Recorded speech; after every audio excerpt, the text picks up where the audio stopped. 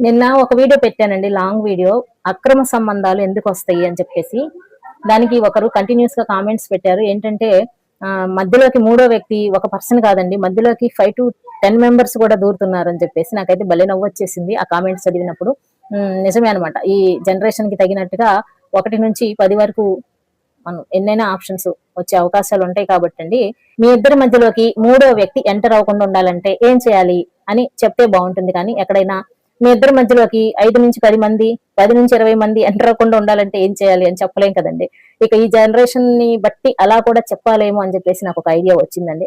Me sense of humour కి hats off అండి. ఇలాంటి కామెంట్స్ పెడుతూనే ఉండండి. మీరు ఇలా కామెంట్స్ పెట్టడం వల్ల మాకు కూడా ఒక ఎనర్జీ అనేది వస్తుంది. నెక్స్ట్ టైం ఏ వీడియో చేయాలి, ఎలా మాట్లాడాలి, ఇంకొంచెం ఫన్నీగా ఏమైనా చేయొచ్చా అని చెప్పేసి మాకు కూడా కొన్ని ఆలోచనలు అనేవి కలుగుతూ ఉంటాయి అనమాట. మీలాంటి కామెంట్ పెట్టేవాళ్ళు చాలా చాలా ఇంపార్టెంట్ అండి మాకు.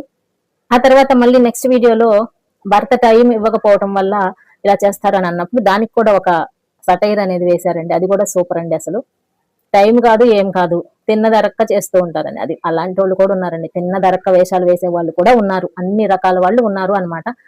ఏదేమైనా సరే ఇట్లాంటి అక్రమ సంబంధాల జోలికి వెళ్లకుండా మంచిగా మన జీవితం, మన లైఫ్ క్రమ పద్ధతిలో ధర్మబద్ధంగా ముందుకెళ్ళాలి అని అంటే భార్యని భర్త, భర్తని భార్య అర్థం చేసుకోవడం ముఖ్యము అనండి.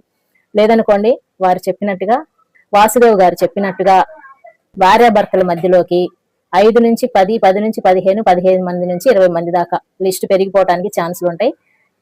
అలా రాకూడదనంటే ఒకరినొకరు అర్థం చేసుకోవాల్సిందే. ఓకేనండి, బాయ్.